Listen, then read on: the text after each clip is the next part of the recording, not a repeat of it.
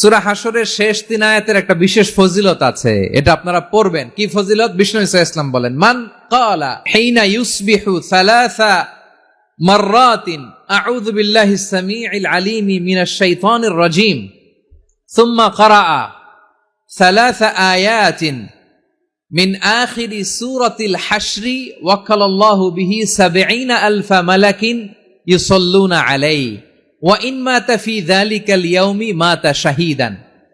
বিশ্বনবী মুহাম্মদুর রাসূলুল্লাহ সাল্লাল্লাহু আলাইহি ওয়াসাল্লাম ইরশাদ করেন, যে ব্যক্তি সকাল বেলা 3 বার তেলাওয়াত করবে আউযু বিল্লাহিস সামিউল আলিম মিনাশ শাইতানির রাজীম, এরপরে সূরা হাশরের শেষ 3টি আয়াত তেলাওয়াত করবে, রব্বুল আলামিন ওই ব্যক্তির জন্য ৭০,০০০ ফেরেশতা নিয়োগ দিবেন যারা সারা দিন ওই লোকের জন্য মাগফিরাতের দোয়া করবে।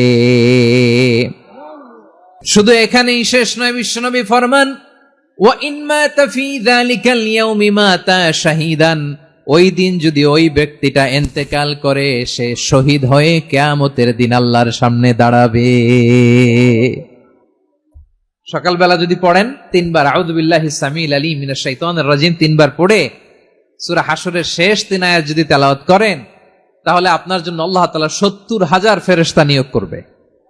সারা দিন তারা আপনার জন্য মাগফিরাতের দোয়া করবে, আর ওই দিন ইন্তেকাল করলে আল্লাহ তাআলা শহীদ হিসেবে আপনাকে কিয়ামতের দিন দাঁড় করাবে। সুবহানাল্লাহ, এত আস্তে।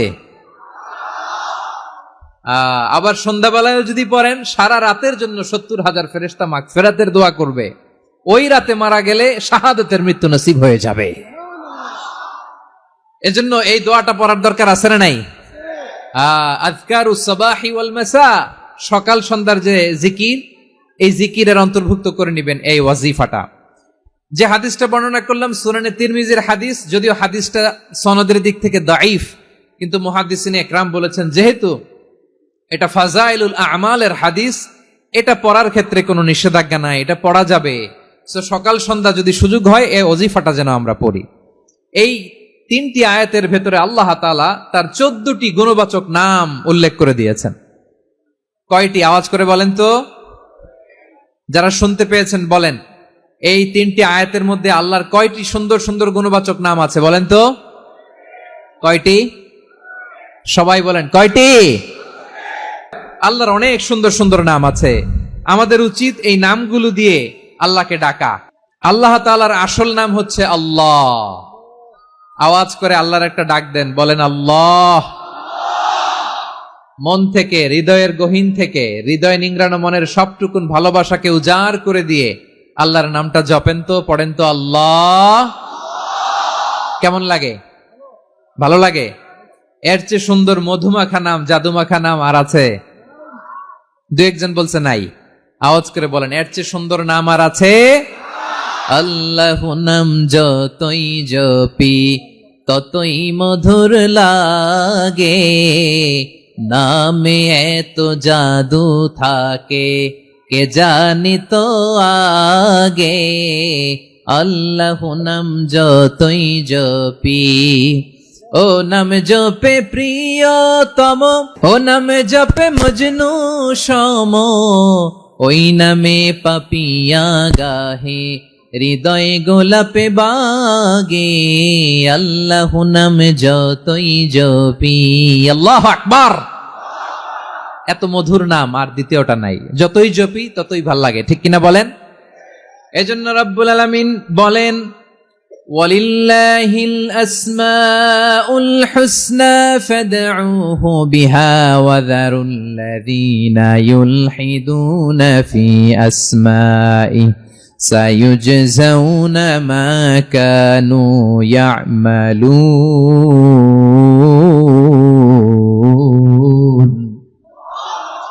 আল্লাহ বললেন, আমার অনেক সুন্দর সুন্দর নাম আছে, অনেকগুলো গুণবাচক সুন্দরতম নাম আছে। তোমরা এই নামগুলো ধরে আমি আল্লাহরে ডাকো, আর যারা আমি আল্লাহর নামের বিকৃতি ঘটায় তাদেরকে তোমরা বর্জন করো, আর তারা দুনিয়াতে যা করেছে আখিরাতের ফল তারা ঠিকই পাবে।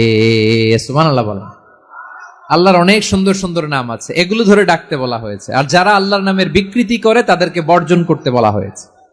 আপনি আল্লাহর নামের জিকির যখন করবেন, আপনি আমার আল্লাহর নামের বিকৃতি করতে পারবেন?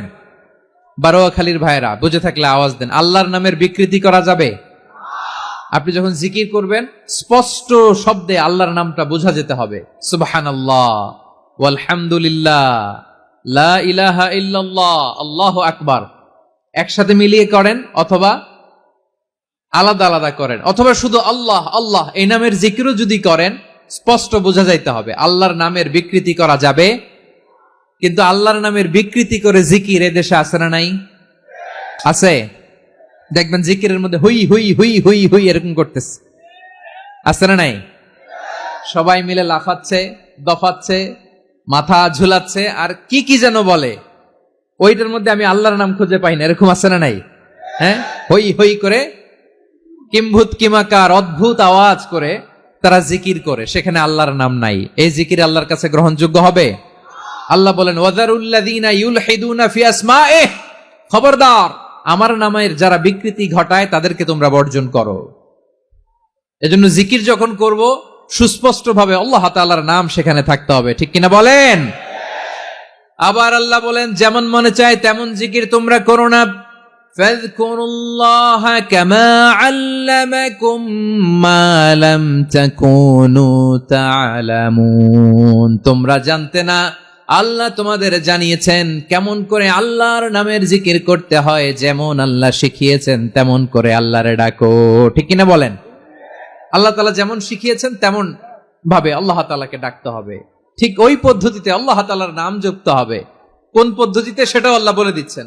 আল্লাহ তাআলা বললেন ওয়াজকুর রাব্বাকা ফি নাফসিকা তাদাররুআন ওয়া খীফাতান ওয়া দুনাল জাহরি মিনাল কওলি বিল গুদুই ওয়াল আসাল ওয়া লা তাকুম মিনাল গাফিলিন, খবরদার আল্লাহর নামের জিকির করো, আল্লাহকে ডাকো।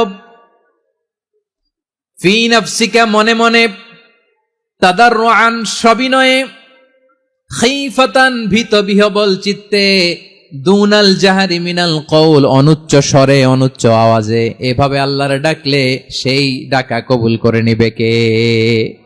তাহলে আল্লাহকে জপতে হবে মনে মনে, সবিনয়ে, ভীত বিহবল চিত্তে, অনুচ্চ স্বরে, এভাবে জিকির করতে হবে। বিশ্বনবী ইসলাম এবং বিশ্বনবীর সাহাবারা ঠিক এই পদ্ধতিতে আল্লাহ তাআলাকে ডাকতেন।